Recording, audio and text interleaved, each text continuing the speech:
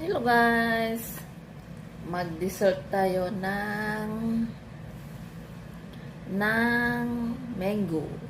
Mango from Philippines.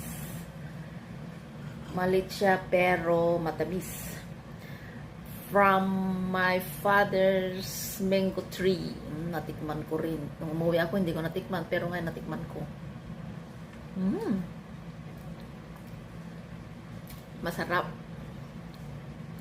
Thank you for the mango sa nagpadala at nagdala at sa nagtanim.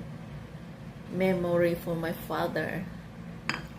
Yung tanim niya na mango, may mga bunga na. So, mga anak, apo ang kumakain ng bunga na ngayon. So, that is the father's love. So, ito, mango, masarap, matamis. Bye-bye!